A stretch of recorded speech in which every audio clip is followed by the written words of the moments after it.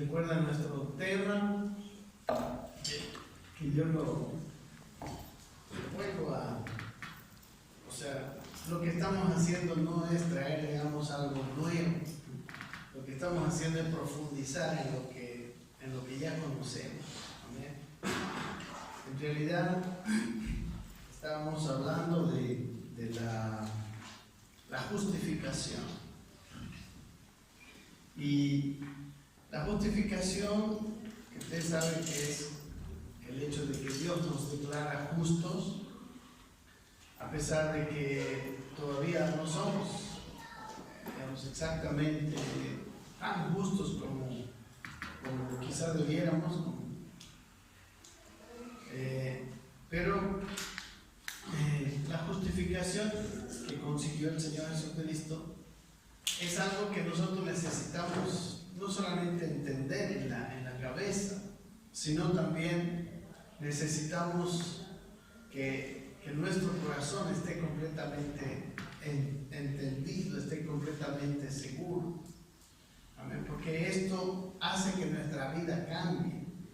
Cuando yo me siento justificado, no solamente lo sé, sino me siento no de una manera solamente emocional, sino espiritual, profundamente. Entonces mi vida sí sufre un cambio profundo.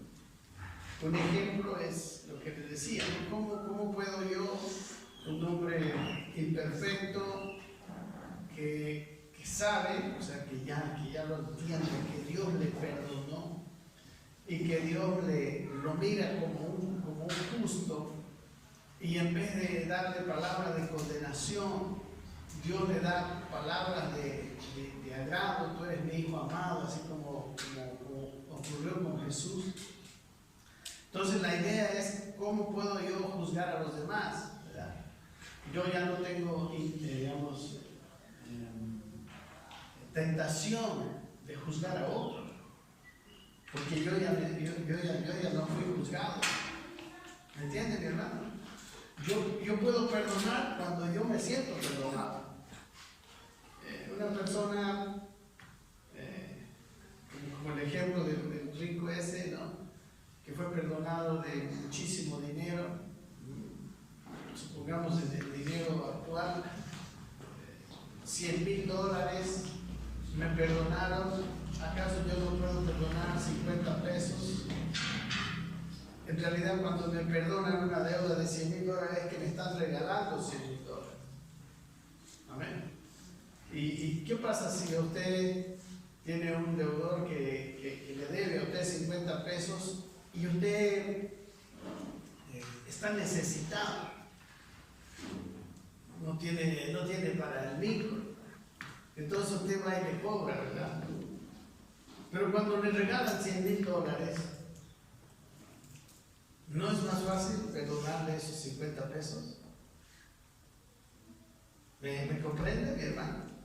El perdón de Dios fue tan grande que las ofensas que los hombres nos hacen, nosotros las podríamos perdonar mucho más fácilmente si comprendemos, si nuestro espíritu se revela la grandeza de su perdón.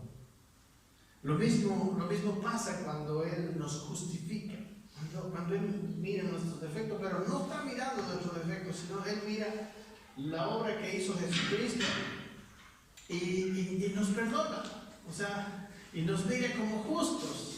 Él nos declara como justos. Le publica a los principados y a las potestades de que somos justos. ¿Me entienden?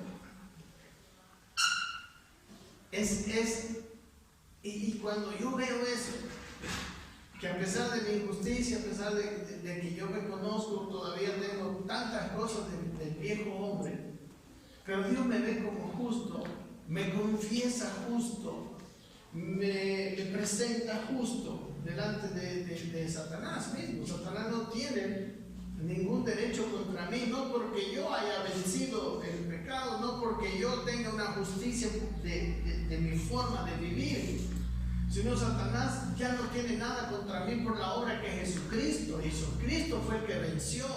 Amén.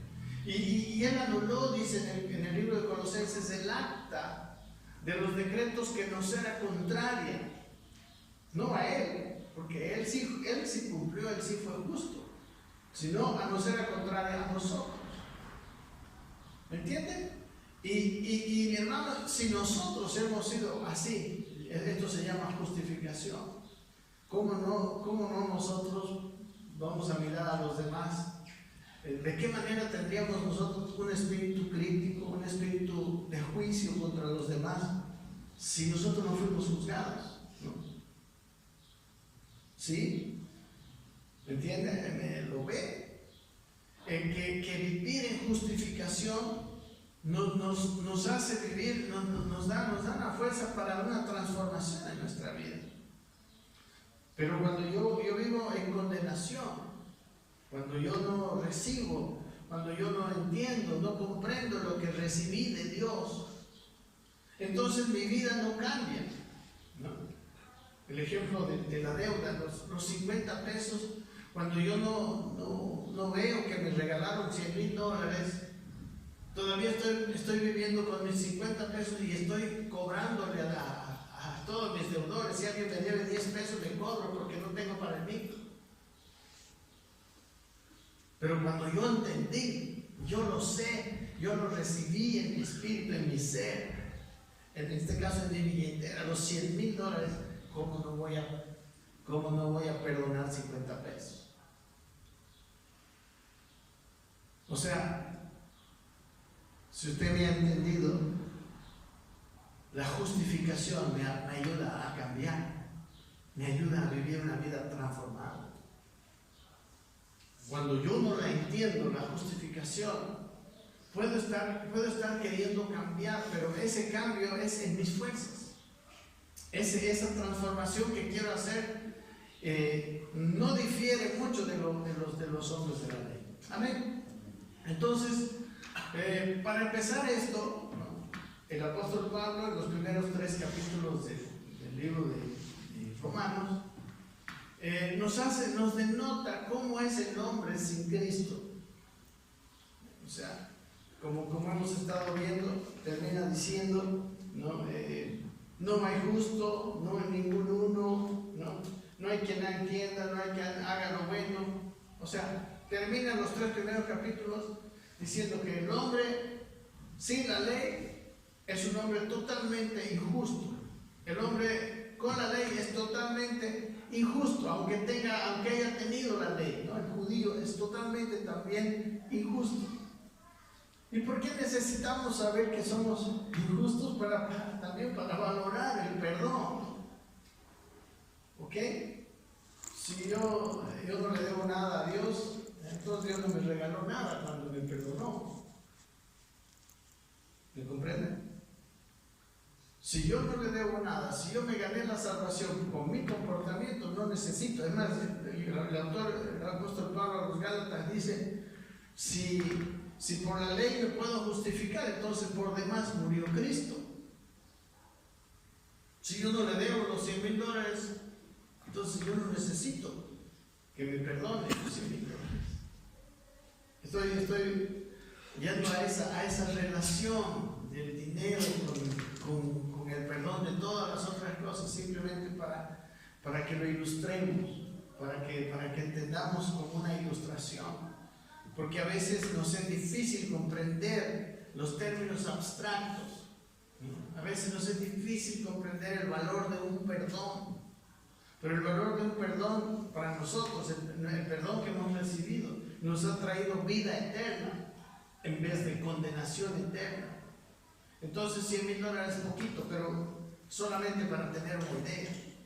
Cuando Dios nos regaló la vida eterna gratuitamente en Cristo, es que nos perdonó mucho, es que nos regaló mucho. Pero como nosotros estamos a veces viviendo solamente con nuestros sentidos y viviendo en una realidad solamente natural, a veces no lo comprendemos. Pero es necesario meternos en el Espíritu, es necesario pedirle al Señor que nos haga entender la magnitud del perdón, la magnitud del regalo que nos dio al perdonarnos. Por eso también la magnitud del sacrificio que tuvo que hacer Cristo. Por eso también el Dios Todopoderoso, el Creador de todo, se hizo hombre. Ya solamente al hacerse hombre para poder perdonarnos es algo demasiado grande. Pero no solamente se hizo hombre, como dice el autor a los Filipenses en el primer capítulo, sino que se humilló a sí mismo, haciéndose obediente hasta la muerte y muerte de cruz. Todo eso con el fin de perdonarnos. Entonces, yo quiero que esto que me imagino que ya lo entendemos. Usted puede decir, pastor, pero ya otra vez, ya dijo otra vez, la otra vez eso. Pero no es lo mismo que yo lo entienda a que entre en todo mi ser y yo lo viva. Yo puedo tener una noticia, pero quizás no la creo. Pero cuando yo la veo, cuando yo la asumo y empiezo a vivirla, entonces mi vida cambia. Y no se trata de cuánto me esfuerzo, se trata de cuánto lo comprendo, cuánto se me revela esta verdad. Porque si se me revela totalmente, yo vivo como un justo, o sea, yo ya me considero como Dios me considera. Entonces yo ya no estoy queriendo juzgar a los demás, yo ya puedo perdonar tranquilamente porque yo me siento tan bendecido, yo me siento tan completo, tan lleno con el regalo que Dios me dio, que es la vida eterna para empezar. Esa vida que es eterna, que es la vida de Dios en nosotros, el también estar consciente de esa vida nos transformará la vida. Los antiguos, incluso los del pueblo de Israel, que tuvieron acceso al conocimiento de la ley, ellos no entendían. Ellos tenían, por ejemplo, para ellos todavía no había venido el Señor. Ahorita vamos a mirar algo. Y para entender todo esto, vamos a estudiar un poquito la carta de los Romanos. Amén. Por eso, también antes de proseguir en el capítulo 3, después de que Dios declara esto, ya no lo vamos a tocar. Ya Dios declaró injustos a todos los hombres. El apóstol Pablo lo muestra hasta el versículo 18. Pero una cosa que necesitamos hacer, yo necesito poner en su mente, es el entender el problema que motivó a Pablo a escribirle la carta a los romanos. Y es un problema en todo el Nuevo Testamento. O sea, cuando usted entienda lo que yo le voy a explicar ahora, usted va a poder tener una mejor comprensión cada vez que vaya a leer las cartas del apóstol Pablo y vaya a entender un poco la situación en el Nuevo Testamento especialmente. Y es el asunto de los creyentes judíos versus los creyentes gentiles. Judíos, ¿verdad? Son los descendientes físicos de Abraham, ¿no? De Israel, son los israelitas. El pueblo judío fue el único que quedó, pero el resto de las tribus ya no quedó ya para el tiempo de Jesús, por la historia. Entonces los que se llamaban judíos en el tiempo de Jesús son los israelitas, son el pueblo que recibió la ley. Los israelitas todavía tenían el templo, ellos tenían el sacerdocio, ellos hacían el sacrificio, ellos tenían las fiestas, ¿no? La Pascua, el Pentecostés, todo eso era parte de ellos, y ellos se creían el pueblo de Dios, y eran el pueblo de Dios en ese tiempo. Y el problema con ellos es que Dios se decidió revelar a ese pueblo, a los hijos de Israel, ¿no? Que era Jacob primero. Por ejemplo, el cambio de Jacob a Israel es es un símbolo de nuestra transformación, ¿no? Jacob, el engañador, Israel, el hombre que pelea con Dios. Nosotros éramos pecadores, como dice el canto, el infeliz salvó, dice, ¿no? Éramos el infeliz. Y el Jacob, después de un proceso de su vida, él se transformó y Dios le cambió el nombre y le dijo: ya no vas a llamarte Jacob, sino ahora te vas a llamar Israel. Y eso fue después de la lucha con el ángel, ¿se acuerdan del Peniel? Entonces, de ser el engañador, llegó a ser el hombre que pelea con Dios. No que pelea a Dios, ¿no? Sino que hace sus luchas teniendo a Dios como su aliado. Amén. El hombre que pelea con Dios se llama. Eso es lo que dice Israel. Ese es el significado. Y eso es lo que nosotros hemos llegado a hacer. Nosotros, los engañadores, ahora somos los que caminamos con las fuerzas de Dios. Amén. Si entendemos, si comprendemos, si se nos revela la justificación, entonces nosotros ese aliado que es Dios lo vamos a tener durante todo el tiempo. ¿Ok? Pero para los tiempos del Nuevo Testamento, ya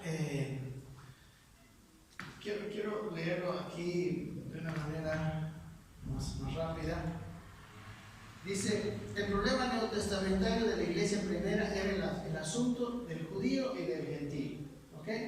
El judío es el que era del pueblo de Dios, el gentil es el que no era del pueblo de Dios, ¿no? Los paganos ellos le llamaban.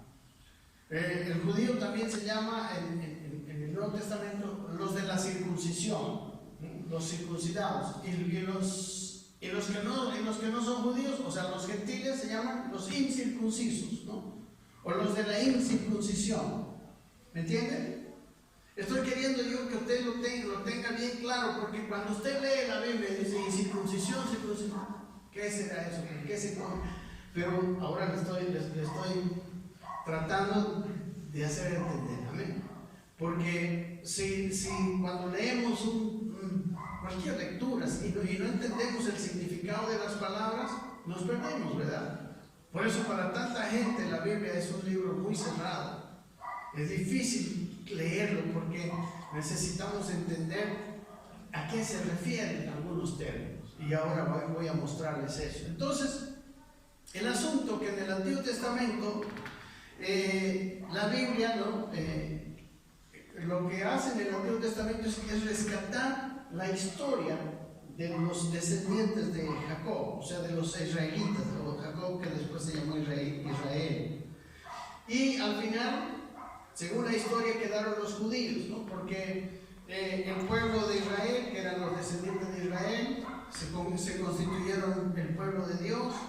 Tuvieron su primer rey, que se llamó Saúl. Después vino David, que también engendró a Salomón. Y después el hijo de Salomón, que se llamó Roboam, ¿no? Estoy hablando de los reyes. Cuando empezó a reinar Roboam, se dividió Israel. ¿Amén? El nieto de David hizo que el pueblo de Israel se dividiera en dos. Y unos eran los a partir de ese momento, no se me distraiga bien por acá, mamá. A partir de ese momento, cuando llamamos Israel, ya no llamamos a todo el pueblo. Israel se llama solamente las 10 tribus, o sea, la mitad de la división, ¿no? Una parte de la división, que eran las 10 tribus que vivieron en el norte. ¿Ok? Cuando usted lee después de los reyes, después del rey Roboam, ¿no? En la historia, en su lectura bíblica, cuando usted lee Israel, ya no es todo el pueblo, porque ahí está Israel y está Judá. En la división, cuando el nieto de David, llamado Roboam, empezó a reinar, se le dividió, vino otro caudillo llamado Jeroboam, y él se llevó 10 tribus, y él fue el rey de esas 10 tribus, y quedó Roboam, que era el nieto de David, solamente con 2 tribus, que era la tribu de Judá y la tribu de Benjamín, ¿verdad? Y Judá absorbe a Benjamín, y desde ese momento el pueblo de Israel eran solamente los del norte, o sea, las 10 tribus, y el pueblo de Judá eran las otras 2 tribus que vivían en el sur, ¿no? En Judá estaba Jerusalén, por ejemplo, ¿verdad? Toda la parte sur entonces de ahí usted lee en el libro de los reyes, en el libro de las crónicas, 2 historias: la historia de Israel y de los reyes de Israel del norte,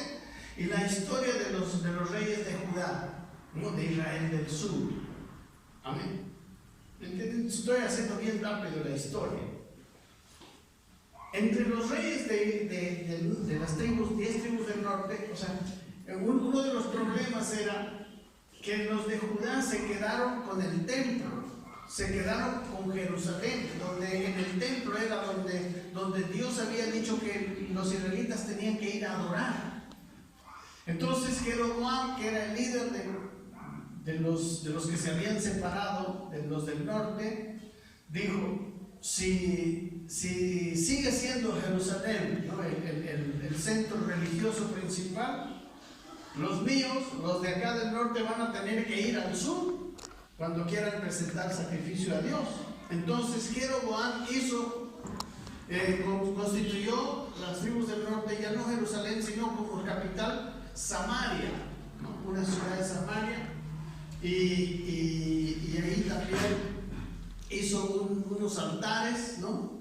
Unos altares en 2 lugares, porque los del norte eran muchos, y la extensión de terreno de las 10 tribus era muy grande. Entonces hicieron 2 altares para que los israelitas del norte, podemos decir, vayan a adorar a Dios en vez de ir a Jerusalén. ¿Ok?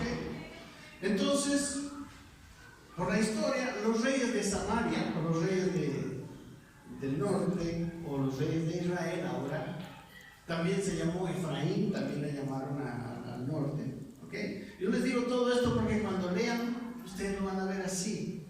Ustedes van a tener una mayor comprensión del Antiguo Testamento si entienden estas cosas.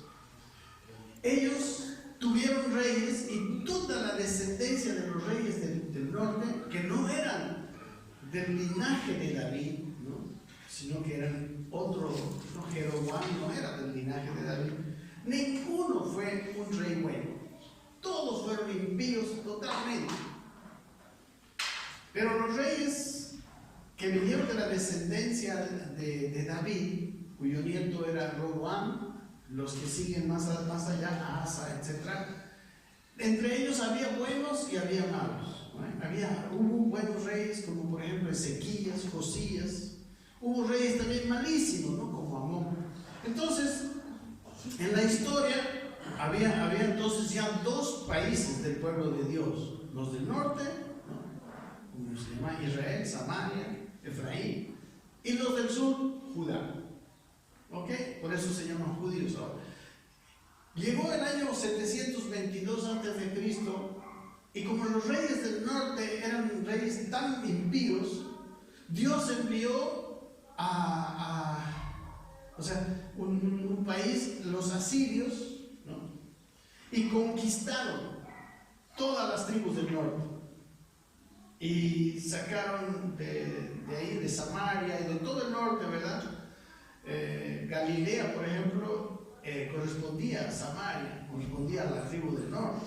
Entonces ellos sacaron y en varios lugares de ahí llevaron a la gente a otro país y trajeron gente de otro país a vivir en ese lugar. Hicieron no sé cómo se llama, pero hay un nombre para eso. Y el año 722 cayó Samaria y nunca más se levantaron. 100 años después, como en Judá también había reyes malísimos, llegaron otra vez a hacer lo malo. Entonces Dios envía a Nabucodonosor. El año 596 a.C., más o menos 100 años después de la caída de Samaria, cayó Jerusalén en manos de Nabucodonosor. Y en un proceso de unos 30 años, al final, también fueron tan malos esos hombres que eran de Judá, que supuestamente eran los más rescatables, ¿verdad? Dios por eso no los había juzgado antes, sino todavía 100 años más tuvieron de zona para sobrevivir. Entonces termina destruyendo, ¿no? Nabucodonosor llega a destruir Jerusalén, llega a destruir el templo, no quedó piedra sobre piedra, y quedó solamente ese muro de los lamentos, ¿no? El muro de los lamentos se supone que es de ese tiempo. Ok, después el templo es reconstruido, ¿no? Cuando Esdras y Nehemías van, otra vez es destruido y después es vuelto a reconstruir más o menos desde el año, varios años antes de Cristo empieza la construcción, ¿no? Herodes el Grande reconstruye el templo, pero ya Herodes el Grande no era ni siquiera judío, ¿no? Era un idumeo que fue puesto por Roma. Entonces, para congraciarse con los judíos, porque los judíos eran rebeldes, él construye el templo, un templo magnífico, de verdad, una cosa muy preciosa, que era el templo que conoció Jesús. ¿Ok? Entonces, inmediatamente después de eso nace Cristo, conocemos la historia, ¿no? Su vida, sus 3 años de ministerio, a los 30 años él empieza su ministerio, muere en la cruz 3 años después, y los 12 apóstoles, o sea, los 12 discípulos, que fueron los que él dejó, todos eran judíos. Estoy queriendo llegar al punto. Todos eran judíos. Y la primera iglesia empezó a hacer, ellos empezaron a predicar a Cristo entre los judíos, ¿verdad? Y había 2 clases de judíos entonces, ¿no? Eran los judíos creyentes, los que habían recibido a Cristo, los que creían que Jesús era el Mesías, que los escritos del Antiguo Testamento había sido prometido, ¿verdad? Usted, por ejemplo, puede entender el profeta Isaías en Isaías 53, cuando habla de los sacrificios de Cristo, ¿no? Como Jehová cargó en él el pecado de todos nosotros, ¿verdad? Habla, en el Antiguo Testamento estaba profetizado que iba a venir un Mesías, Salvador, pero en los tiempos de Jesús, los de la religión oficial, ¿no? Los sacerdotes, los escribas y los fariseos, no creyeron que Jesucristo era ese Cristo, ¿no? Era ese Salvador. Y ellos se dedicaron a perseguir a los judíos que sí habían creído. ¿Ok? Dentro de esos perseguidores, por ejemplo, estaba Saulo de Tarso, que después se convirtió en el apóstol Pablo, ¿verdad? El apóstol Pablo empezó a perseguir, él fue el que comandaba el grupo que apedreó al primer mártir cristiano, Esteban, y él iba por las casas y los sacaba. Entonces, la idea es que, como yo les decía antes, bueno, un punto antes de seguir, es que los judíos, en realidad, como sabemos, ¿no? eran las tribus del norte y las tribus del sur. Ellos consideraban a los del norte como personas inferiores, ¿verdad? Como les dije, ellos fueron conquistados 100 años antes, ¿no? Ellos nunca reconstruyeron nada. Ellos fueron también llenados con gente de otro lado. Por eso, si ustedes leen en los evangelios que los judíos los galileos, Galilea es un estado, ¿cómo se llama? Una provincia que está al norte, ¿verdad? Aquí está Galilea, aquí está Samaria y aquí está Judea, donde está Jerusalén. Entonces estos galileos que querían ir a adorar al templo tenían que pasar por Samaria. Pero ellos hacían esto, ¿no? En vez de pasar por Samaria, se iban y se daban una vuelta, cruzaban el Jordán y se iban al otro lado, porque no querían pasar, porque los samaritanos y ellos eran enemigos, ¿verdad? Ellos se consideraban. Entonces los judíos de Jerusalén consideraban inferiores a los de Samaria, que aunque ellos sabían que eran sus hermanos, porque también eran israelitas, como se acuerdan en la historia. ¿Ok? Aún los galileos, que estaban más al norte, que ellos los galileos no habían sufrido esa transmigración, creo que se llama, ¿no? Aún ellos eran considerados inferiores. ¿Ok? Entonces, los apóstoles de Jesucristo no eran de la parte del sur de Judá, no eran de Jerusalén, eran galileos.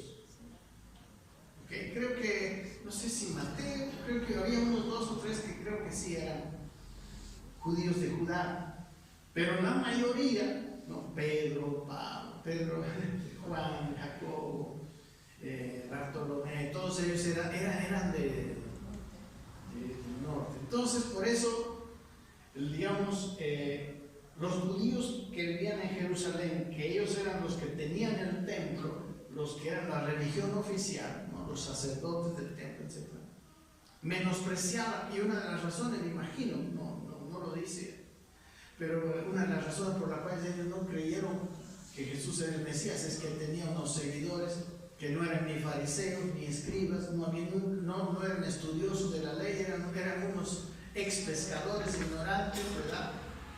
Que Jesús los llamó y que los siguieron durante toda su vida.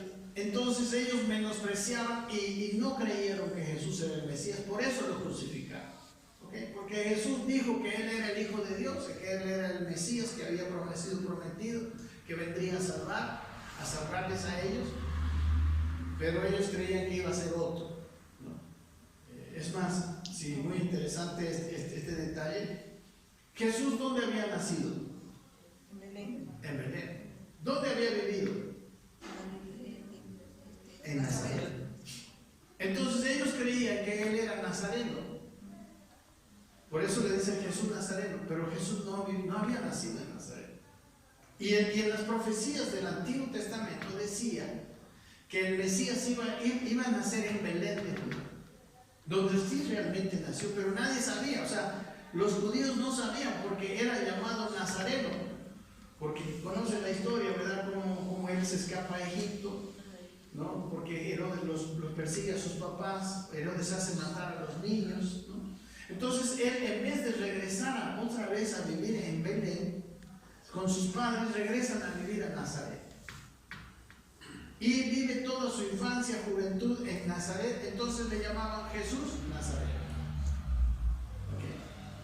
Okay. Y su hablar era nazareno, porque Belén está en Judá.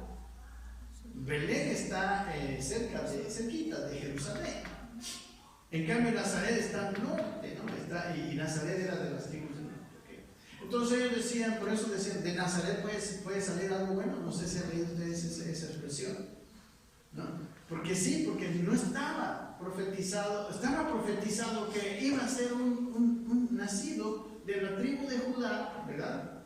Descendiente de David, y que iba a nacer en Belén. Ok, entonces no todos sabían que él había nacido en Belén. Su madre y algunos, ¿verdad? Pero los demás no. Ok, entonces por eso y por otras razones los escribas y los fariseos no creen que Jesús era el Mesías. Y cuando Jesús dice que Él era el Mesías y el Hijo de Dios, lo acusan de ser un blasfemo. Ellos eran demasiado quisquillosos respecto a las cosas religiosas. Su furia era tan grande, ¿no?, que deciden matarlo. Porque también, aparte de que no creían que Jesús era el Mesías, Jesús confrontó seriamente la religión, confrontó seriamente las cosas que había en el templo. Si ustedes leen los evangelios, por 2 oportunidades Jesús vuelca las mesas de los cambistas, ¿verdad?, en el templo, que era un negocio de los fariseos y los escribas, porque ellos tenían gente que cambiaba dinero, la gente que llevaba que quería, digamos, presentar su sacrificio, pagaba y compraba el corderito. El dinero que había en ese tiempo por allá no valía dentro del templo, así que tenían que hacer unos cambios, ¿verdad?, etcétera. No es como si trajeran dólares y aquí tenemos que hacerle cambiar para que sean bolivianos, y en eso ganaban dinero. Pero Jesús vino a confrontar todo eso. Entonces, por todas esas razones, ellos condenaron a Cristo. Y después de su muerte y su resurrección, etcétera, todos conocemos, hubo una rivalidad entre los seguidores de Cristo, los que creían en Cristo como el Mesías, y los que no creían. No. Entonces, los judíos no creyentes, o sea, los judíos inconversos, fueron unos perseguidores siempre de los cristianos. ¿Ok? Ahora, para ellos, tanto para cualquier judío o israelita, en su mentalidad, Cristo, el Mesías, iba a venir a salvar a los judíos. En su mentalidad de ellos, no había que Cristo iba a venir a salvar a todo el mundo. ¿Me comprenden? Entonces, como la primera iglesia fue judía durante varios años, entonces ellos pensaban que el Cristo nomás iba a ser, que él iba a salvar puros judíos. Y por eso estuvieron ahí predicando. Aunque Jesús en muchas ocasiones se los dijo, ¿no? Aún los apóstoles, los 12, todavía pensaban que Cristo solo había venido a los judíos. Y ahorita lo vamos a ver con Pedro, por ejemplo. Pedro mismo, que era el principal, pensaba que los judíos, los no judíos, o sea, los gentiles, los incircuncisos, no podían ser salvos, porque el Mesías iba a venir solamente para salvar a los judíos. ¿Me entienden? ¿No le estoy chipando? ¿Están agarrando la? Porque después de toda esta historia, usted va a entender el trasfondo de la carta de Pablo a los romanos y muchas expresiones que hay ahí.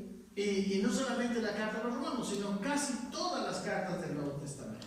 El conocimiento que yo le estoy dando a usted le va a permitir entender muchas cosas que no se entienden cuando uno no sabe esto.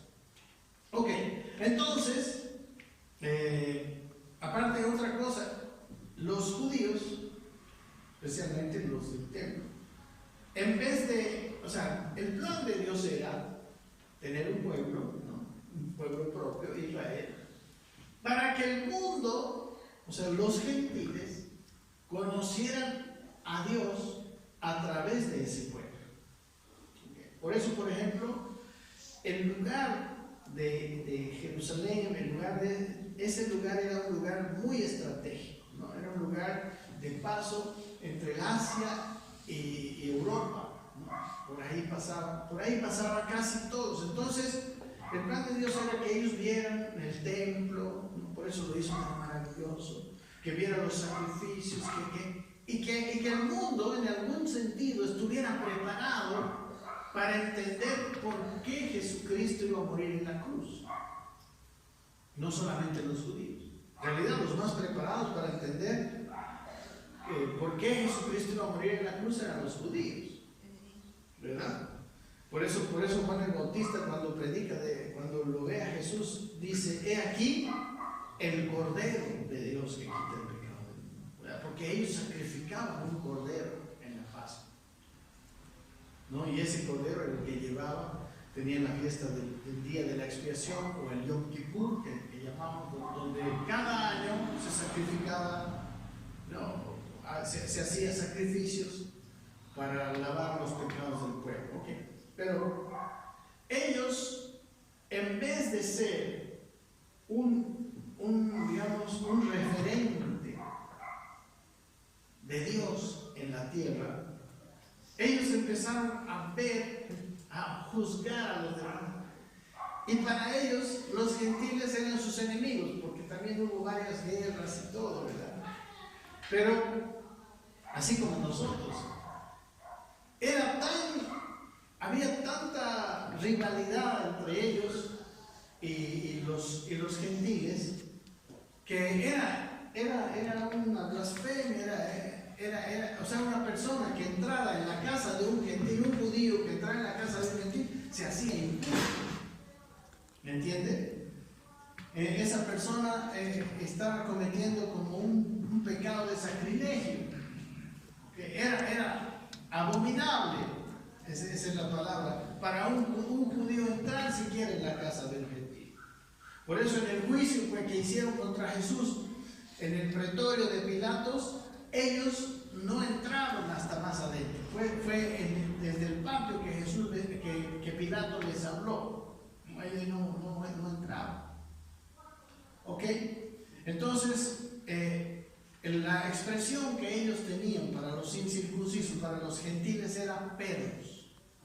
Ellos les llamaban perros, ¿no? O sea, nosotros los que no éramos judíos, un judío nos llamaba perros, ¿no? Hasta hoy en día, los judíos muy ortodoxos tienen el mismo sentido. ¿Ok? Bueno, siguiendo adelante. Entonces, había los judíos que no creyeron en Cristo y los judíos creyentes. Así empezó la iglesia, la primera iglesia. ¿Okay? Luego, como fueron perseguidos, ¿no? Saulo, por ejemplo, era un judío que no creía que Cristo era el Mesías, ¿no? Saulo de Tarso era un fariseo que empezó a perseguir a la iglesia, como les dije, consintió la muerte de Esteban, sacaba a los judíos creyentes de su casa y los llevaba a la cárcel. Y tan así era su celo, que incluso en las ciudades extranjeras, como en Damasco, ¿verdad? Y él yendo al camino a Damasco, ahí es donde se convierte, Saulo de Tarso se convierte en el apóstol Pablo, historia que ustedes ya la conocen. ¿Sí? ¿Está bien? Si no la conocen, lean el libro de los Hechos. Ok, entonces, como hubo una gran persecución, los judíos de Jerusalén, los diáconos, uno de ellos por ejemplo era Felipe, escapan, ¿no? Escapan de Jerusalén y se van a las tierras extranjeras, empezando por Samaria, ¿verdad? Y ahí empiezan a predicar a Cristo. Y de por ahí empiezan a predicar, y entre los que predicaban, por ejemplo, en las sinagogas, la sinagoga es un sustituto del templo. Como Nabucodonosor, no sé si les explico esto, pero en las sinagogas había los gentiles que se hacían judíos, que se llamaban los prosélitos, ¿verdad? Algunos judíos piadosos hacían un discípulo de un gentil, y después de un proceso bien largo el gentil se circuncidaba y se hacía judío. Ese era un prosélito. Entonces ahí había ciertos gentiles que estaban aprendiendo la ley en las sinagogas, ¿no? Que las sinagogas estaban extendidas por todo el imperio. Y esos judíos que salieron, ¿no? los judíos cristianos que escaparon de Jerusalén, llegaban a las sinagogas y ahí empezaban a predicar a Cristo. Entonces, dentro del público de ellos había los judíos mismos, porque la sinagoga es de los judíos, y también había los prosélitos, ¿no? Que eran gentiles que se estaban convirtiendo al judaísmo. Y así empieza el mensaje a llegar no solamente a los judíos, sino a los gentiles. Amén. Y para esto, en la historia, hay una historia, en realidad Dios usa al apóstol Pedro. Amén. Hechos capítulo 10, vamos conmigo. Vamos a empezar, hermanos, pero es necesario esto. Hechos capítulo 10. Aquí está la historia donde por primera vez y de manera oficial los primeros gentiles son reconocidos como cristianos. Amén. Si usted ve el libro de los Hechos, recién en el capítulo 10 es la primera vez que un gentil es reconocido como cristiano. Y empieza con la historia de Pedro.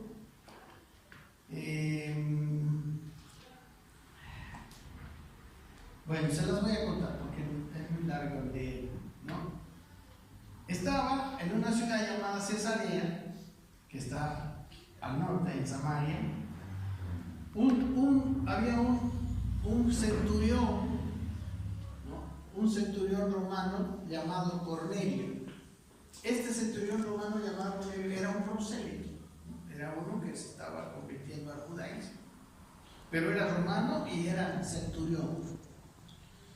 Y también Pedro estaba en otro lugar, ¿no? Ahí cerquita de Cesarea, y lo que hace Dios, porque no le entendieron a Jesús de que Él iba a ser el Salvador del mundo. 3 años estuvo con sus discípulos, 40 días después de resucitar, y no entendieron que Él había venido a salvar a todo el mundo. Amén. Entonces, porque sus apóstoles, los 12 apóstoles, los 11, ¿no? Menos Judas, estaban predicando, menos Judas, pero se había incluido Matías, ¿se acuerdan? Matías se había incluido en Hechos capítulo 3 ahí. Y ya eran 12 otra vez. Esos 12 no le predicaban o sea, no creían que un gentil o un incircunciso podía ser cristiano.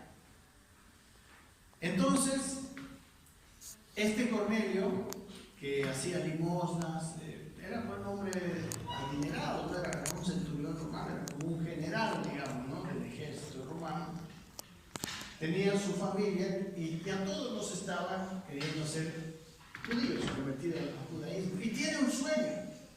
Y en el sueño un ángel le dice: Cornelio, manda a 2 de tus soldados, le manda a tus soldados a un lugar donde se encuentra Pedro, Simón, en la casa de un tal Simón Curtidor, ¿no?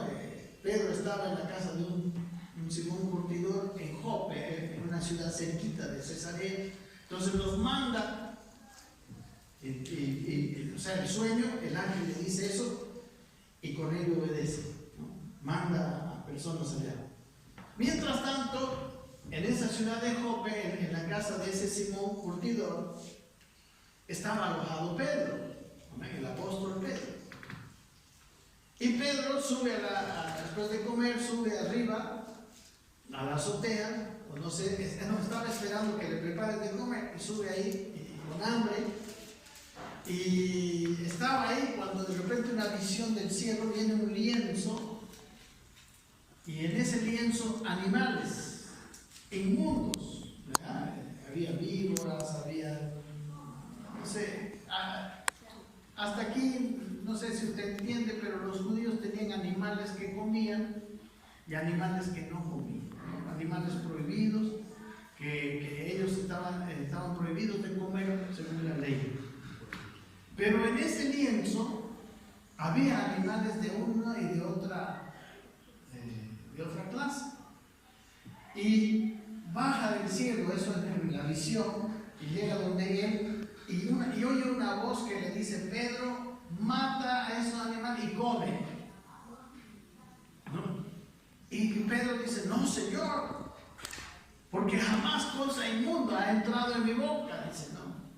Él dice: no puedo matar, son inmundos, son animales declarados inmundos por la ley. Pero interesante que la respuesta de Pedro a esa voz era: no, Señor. Amén. O sea, en realidad Pedro reconocía que la voz que le decía: Pedro, mata y come, era la voz del Señor. Y dice que Pedro dice: no. Y otra vez vuelve a volver la visión, y otra vez ese lienzo, y otra vez esa voz que dice: Pedro, mata y come. Y otra vez Pedro: no, Señor, porque jamás cosa inmunda ha entrado en mi cuerpo. Yo soy judío, no como esos animales. Y por tercera vez, ¿no? Y ya la tercera vez Pedro se da cuenta que estaba desobedeciendo. Amén. La voz viene el lienzo con los animales, Pedro mata y come, y tocan la puerta abajo los soldados de Cornelio, que van y le tocan la puerta y dicen: nos han llamado, nos han enviado mi capitán, ¿no? Mi capitán Cornelio me ha mandado a que le digamos a un hombre llamado Pedro que venga con nosotros, porque ese hombre tiene palabras que decirle.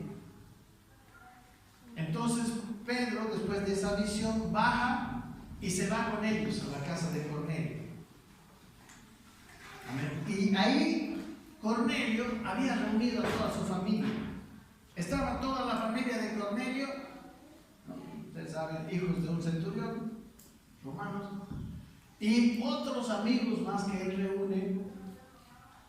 Y llega Pedro, y no solamente se va Pedro, sino que Pedro se lleva a otros judíos que había con él. Entonces viene toda la delegación y llega a la casa de Cornelio. Y para empezar, ellos entran a la casa. Recuerden que ellos no podían entrar a la casa de un gentil. Pero como Pedro había visto la visión por 3 veces, ¿no? Porque cuando él dice, no Señor, dice Pedro, porque jamás cosa inmunda ha entrado en mi cuerpo, la voz le repite, dice, a lo que yo santifiqué, no lo llames tú inmundo. Entonces Pedro comprende que tenía que entrar, ¿no? Porque ya la voz le dice, ven con esos hombres, sin dudar. Entonces Pedro llega y están ahí reunidos Cornelio y toda la gente, y Pedro empieza a hablar del Evangelio. Y sabe que, para sorpresa de Pedro, porque recuerden que Pedro no creía que el Evangelio era para los gentiles. Para sorpresa de Pedro, cuando está predicando, y en realidad no estaba ni predicando bien porque estaba hablando de sus... Ustedes saben, dicen, cuán abominable es para un varón judío entrar a la casa del circunciso. Todavía casi los estaba insultando, hermano. Y en medio de su charla viene el Espíritu Santo y empiezan a hablar en lenguas y cae sobre los gentiles el Espíritu Santo.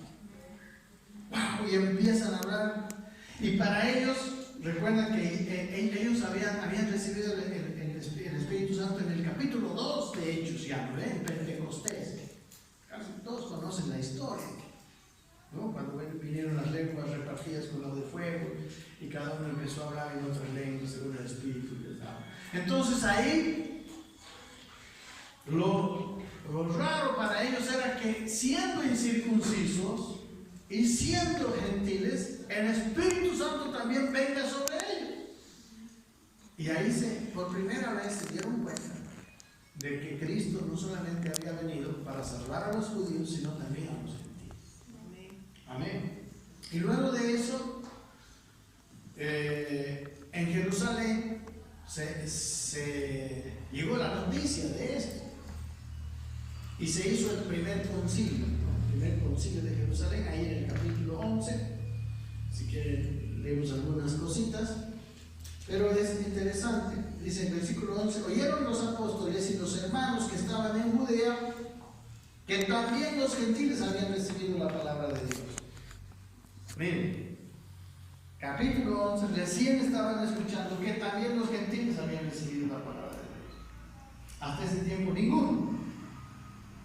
Y cuando Pedro subió a Jerusalén, disputaban con él los que eran de la circuncisión. Amén.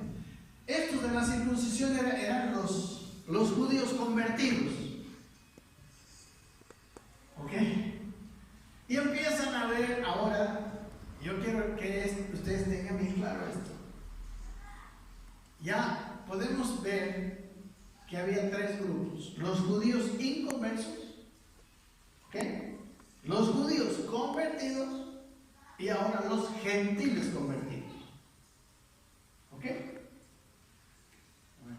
Entonces, los cristianos, digamos, habían 2 grupos también, que ese es el problema que ocurría en Roma, ese es el problema que ocurrió en Galacia.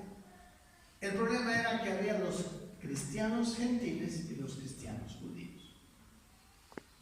Y aquí en Hechos 11, como les digo, Pedro subió a Jerusalén y disputaban, le decían, ¿cómo puedes haber entrado? El versículo 3 dice, disputaban diciendo, ¿por qué has entrado en casa de hombres incircuncisos y has comido con ellos? ¿Verdad?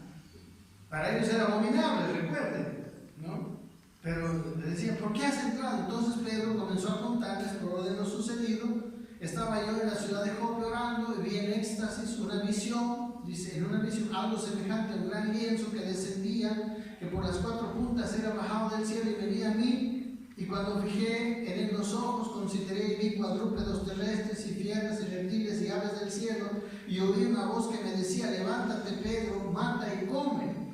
Y dije: Señor, no, porque ninguna cosa común o inmunda ha entrado jamás en mi boca. Entonces la voz me respondió del cielo por segunda vez: lo que Dios limpió, no lo llames tú común. Y esto se hizo 3 veces y volvió todo a ser llevado arriba al cielo.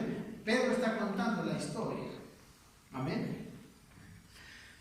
Y aquí, dice, versículo 11: luego llegaron 3 hombres a la casa donde yo estaba y enviaron a mí desde Cesarea, y el Espíritu me dijo que fuese con ellos sin dudar. El Espíritu me mandó: vas a ir con ellos.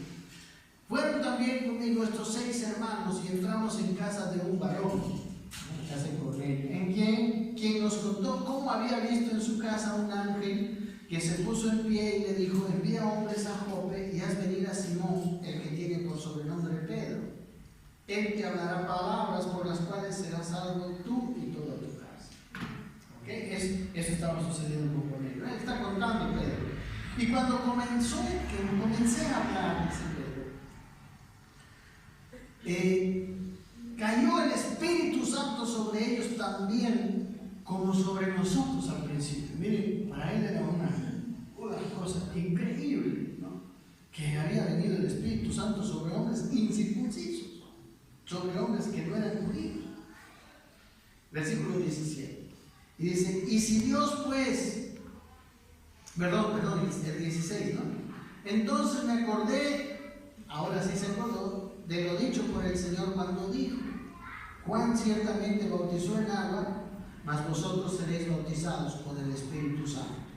Versículo 17. Si Dios, pues, le concedió también el mismo don que a nosotros, les concedió también a ellos el mismo don que a nosotros que hemos creído en el Señor Jesucristo, ¿quién era yo para estorbar a Dios? ¿Verdad? ¿Quién era yo? Entonces dice: oídas estas cosas, callaron y glorificaron a Dios diciendo: de manera que también a los gentiles ha dado Dios arrepentimiento para vida. Amén. La novedad era esa: a los gentiles también. Amén. Cristo también vino para ellos, a los que consideraban Pedro. Entonces, hermanos, a partir de ahí, versículo 19, ya empieza la iglesia de Antioquía, la iglesia misionera que envía a Pablo en sus 3 viajes. Lo que Antioquía era una ciudad muy al norte de Jerusalén, en Siria, ¿no? En el país de Siria, y ahí hay una gran ciudad, hay una gran iglesia, se le llama una gran iglesia, que, como les dije anteriormente, después envía a Pablo hasta Europa, ¿no? a todos los lugares, desde el Asia hasta Europa. Pablo va en sus 3 viajes misioneros. Pero la historia de aquí, que nosotros necesitamos entender ahora, cuando Pablo escribe a los romanos, ya pasan varios años después de esta situación, ¿no? Pasan varios años, y el punto era que en cada ciudad los convertidos, mis hermanos, eran de 2 clases. Eran los convertidos a Cristo judíos y los convertidos gentiles. Amén. Y había una división entre ellos. Entre los judíos pues se conocían, ellos eran los conocedores de la ley. Los gentiles nunca habían oído de la ley. Y los gentiles se convertían al Señor, pero por cientos, ¿no? O sea, y había varios problemas en la propia iglesia, porque ustedes saben que la iglesia es una, ¿no?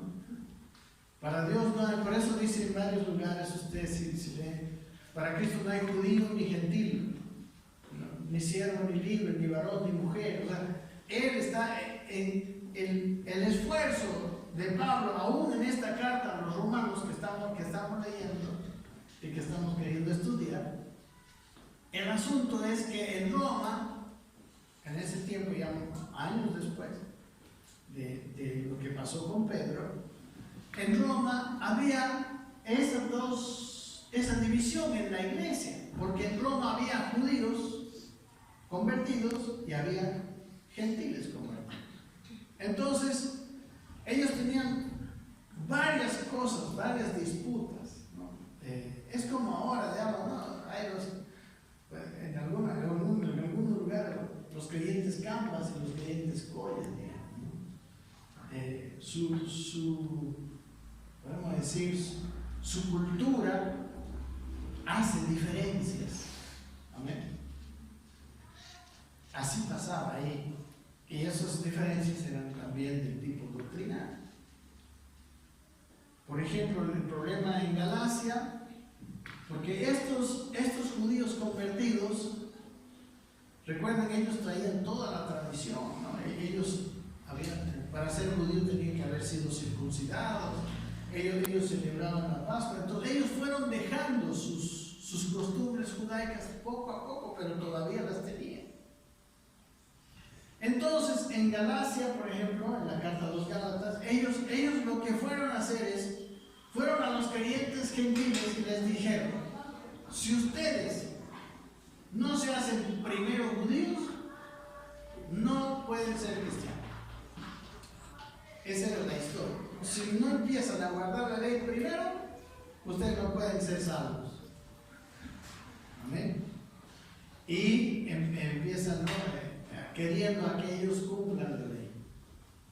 Recuerden, en todo el libro de los Hechos, hermanos, la iglesia está creciendo y está sufriendo una gran transición. No todo está definido, no todo está claro. Amén. Los judíos, para hacerse cristianos, tienen que sufrir un proceso grande, ¿no? Para entender, por ejemplo, que la Pascua ya no tienen que guardar la Pascua, porque la Pascua era una figura de Cristo, era una figura de la salvación. Amén. Que no tenían que ser circuncidados, que la circuncisión que Dios hace es el nuevo nacimiento, pero en el corazón. Amén. Ya no es una operación que ellos se hacían, ¿no?, en el miembro varonil, sino que ya ahora para ser cristianos no necesitaban eso. ¿Me entienden? Entonces había grandes diferencias, incluso también obviamente entre los judíos pues eran amiguitos, ¿no? Entre los gentiles también se conocían. Entonces había una pugna. Amén. Una pugna. Y por ejemplo, doctrinalmente habían estas diferencias. Por ejemplo, para los gentiles, no había problema, por ejemplo, con esto de la comida. Comía nomás cualquiera. Pero los judíos tenían estas aprensiones, ¿no ven? Imagínense, durante todos los años, un judío nunca iba a comer un chancho, por ejemplo. Y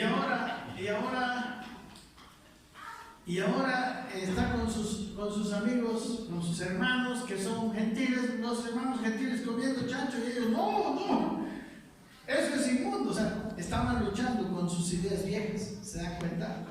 Y había todo un problema con eso. Los gentiles tenían el problema de comer carne, de que había carne, no importaba la carne de vaca, pero esa carne de vaca había sido sacrificada a los dioses ajenos. Por ejemplo, en Éfeso, el culto al dios Apolos incluía sacrificio de animales. Y el templo de Apolos estaba al lado del matadero, podemos decir, ¿no?, donde se vendía carne. Entonces ellos sacrificaban al animal y le llevaban su carne y la vendían después de sacrificarla. Entonces los creyentes judíos, los creyentes gentiles, tenían el problema de que si comían esa carne, como antes habían estado acostumbrados a sacrificarla, a hacer un culto al dios Apolos, sacrificando animales, de que ellos pensaran que esa carne era de sacrificio de animales, ¿no? ¿Verdad? Ahí hay mucho, ¿no? Por ejemplo, en la carta a los Corintios, Pablo habla de los sacrificados a los ídolos, ¿no? Que si se puede comer, que si no se puede comer. Había un montón de esas situaciones que yo digo que hasta hoy nos llegan, ¿verdad? Nosotros tenemos a veces muchas cosas de la ley, por eso hemos estado hablando de que nosotros somos salvos por la gracia, por la fe, no por guardar la ley. Y después, no es solamente somos salvos por fe, sino después nuestro crecimiento, nuestra madurez en Cristo debe ser también por la fe. Y eso es lo que yo estoy tratando de poner en sus corazones.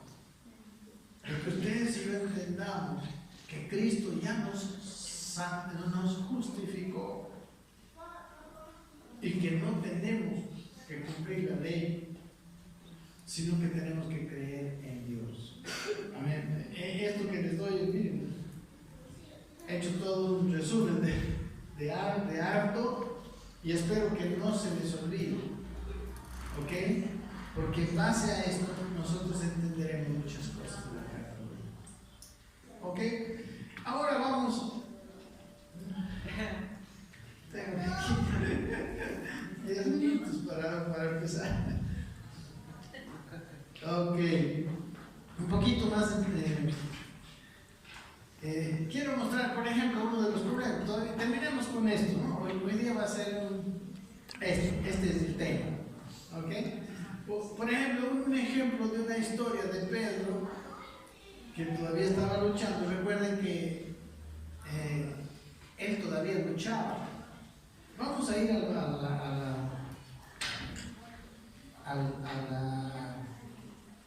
carta a Gálatas, por favor. Miren lo que pasó con Pedro. Después de 2 Corintios, Gálatas capítulo 2. Miren cómo Pablo, ustedes saben que Pablo no fue de los 12 apóstoles, ¿no? Pablo era ese Saulo de Tarso perseguidor que se convirtió muchos años después. Amén. Pero lo increíble es que Pablo fue el escritor de la mayoría del Nuevo Testamento. Ninguno de los apóstoles escribió tanto en el Nuevo Testamento como Pablo. ¿Y saben por qué? Yo creo que una de las razones eran sus prejuicios judíos. Y yo también creo que hoy en día uno de nuestros grandes problemas para crecer en Cristo es nuestra religiosidad aprendida de nuestros viejos maestros que nos enseñaron mal.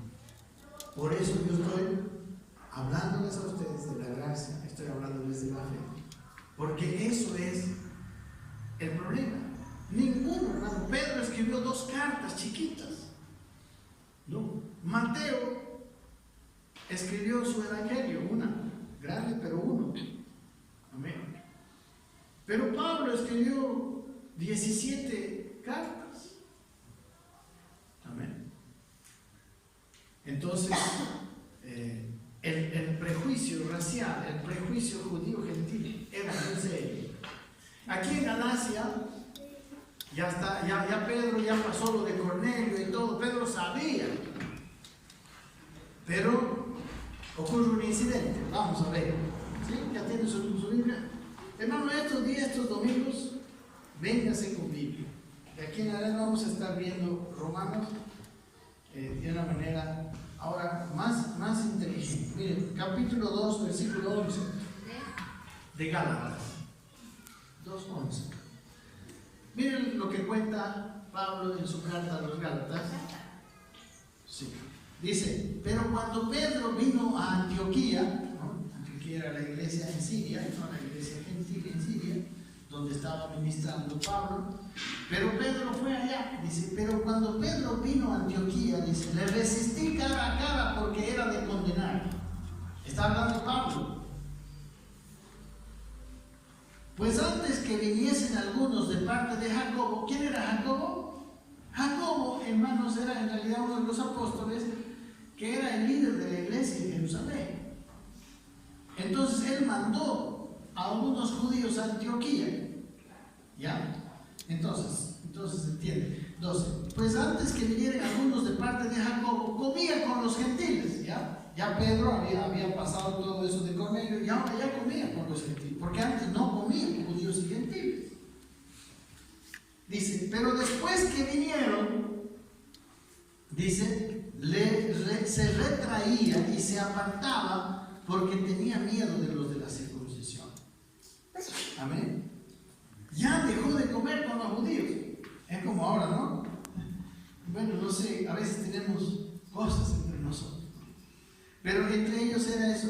Y en su simulación, versículo 13, participaban también otros judíos, de manera que aún Bernabé también fue arrastrado por la hipocresía de él. Mire, hasta Bernabé ya dejó de comer con los judíos. ¿Por qué? Porque habían venido los cristianos judíos, ¿no? Que todavía no habían sacado su chip religioso judaico y los vieron comer. Entonces ellos se dejaron de comer con los gentiles. Sigue. Dice, y en su simulación participaban también los otros judíos, de tal manera que también aún Bernabé fue arrastrado por la hipocresía de ellos. Pero cuando vi, versículo 14, pero cuando vi que no andaban rectamente conforme a la verdad del Evangelio, amén, no estaban comiendo con sus hermanos gentiles, dije a Pedro delante de todos, lo reprendió delante de todos, Pablo. Si tú, le dijo, siendo judío, vives como los gentiles y no como judío, ¿por qué obligas a los gentiles a judaizar? Amén. Porque esos de la circuncisión querían que los gentiles se circunciden. De hecho, ese es el problema que originó la carta a los Gálatas. Amén. Que vinieron esos de la circuncisión y dijeron, es como si vinieran ahorita unos judíos, hermanos nuestros, pero judíos, y dijeran, hermanos de aquí de la casa de fe, toditos tienen que circuncidarse si quieren ser cristianos. Así llegaron a los Gálatas. Y tienen que guardar toda la ley para ser cristianos. Así fue, ¿verdad? Y si usted estudia la carta a los Gálatas, Pablo se enoja, ¿no? Pablo estaba muy enojado. En este momento dice que públicamente, recuerden quién era Pedro. Pedro era el principal.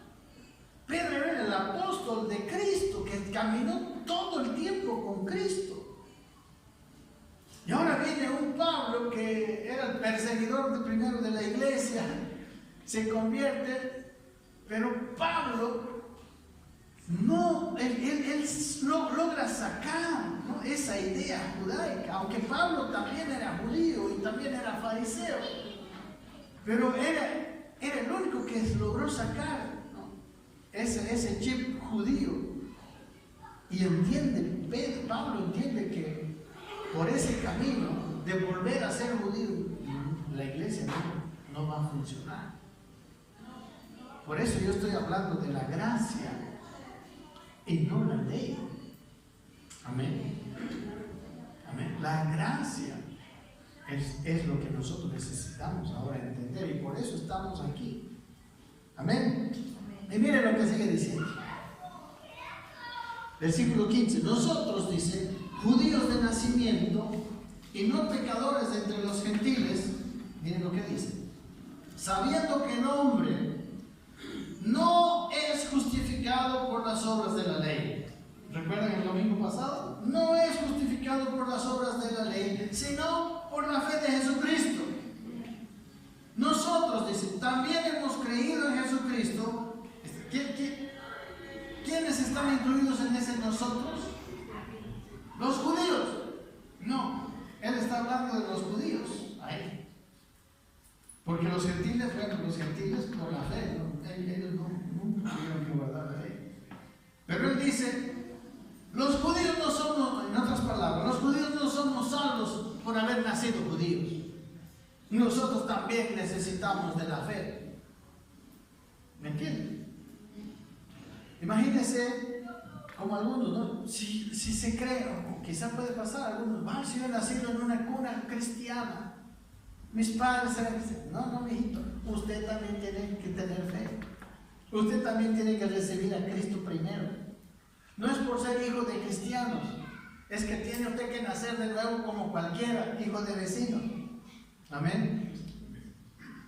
Miren, seguimos, estamos en el versículo 16. Sabiendo que el hombre no es justificado por las obras de la ley, sino por la fe de Jesucristo, dice, nosotros también hemos creído en Jesucristo para ser justificados por la fe de Cristo y no por las obras de la ley. Amén. Está diciendo, nosotros los judíos también hemos necesitado la fe. Amén. Aunque nos hemos creído el pueblo de Dios desde antes. Por cuanto por las obras de la ley nadie será justificado. Amén. Y ya son las 10:05. Así que seguimos en el próximo capítulo, en el mismo canal, a la misma hora. Por favor, vengan temprano, porque a veces mi esposa empieza la alabanza 8:15, 8:20, y tenemos poco tiempo, ¿verdad? Yo quisiera avanzar mucho más, pero espero que esta explicación haya sido buena. Si usted ha notado, vuelva a leer esos versículos hasta que comprenda lo de la iglesia gentil, lo de la iglesia judía y de los judíos que no eran iglesia. ¿Ok? Oramos un poquito. Demos gracias a Dios, hermanos. Su plan era todas las personas, ¿no? Él tiene un pueblo escogido para revelarse a los demás. Una aplicación para nosotros en este tiempo. El pueblo de Dios es la iglesia, pero no es para que nosotros nos creamos mejores que los demás como hicieron los judíos. ¿Me entienden? No es que usted va a menospreciar, ay, estos gays, no. Nosotros no somos mejores que ellos, porque nosotros hemos sido salvados por la misma gracia que pueden ser salvados ellos sin hacer nada. Amén, solo creyendo. Nosotros somos los que tenemos que llevar a Cristo al mundo. No es solamente para nosotros mismos, para que nos sintamos superiores. Amén. Lo que Él está haciendo en nosotros nos está transformando, nos está cambiando, pero no son nuestros esfuerzos. Amén. Yo creo que Dios, una de las razones por las cuales no quiere que nosotros seamos salvos por la ley, es porque la ley produce orgullo. Cuando yo le puedo decir a una persona, tú eres un borracho, en cambio yo me esforcé y ahora soy un santo. No, el Señor dice, si tú crees en mí, yo te voy a cambiar. Y no es que yo estoy cambiando, es que Él está cambiando. Y lo único que requiere de mí y de usted es que le creamos a Él. Amén. Así que vamos a darle gracias, hermanos, porque para nosotros la salvación no tuvo costo. Amén. A Él le costó. Ahora, y vamos a entenderlo exactamente por qué murió Jesucristo, si Dios quiere, el próximo domingo. Padre, gracias, Señor, por salvarnos a nosotros.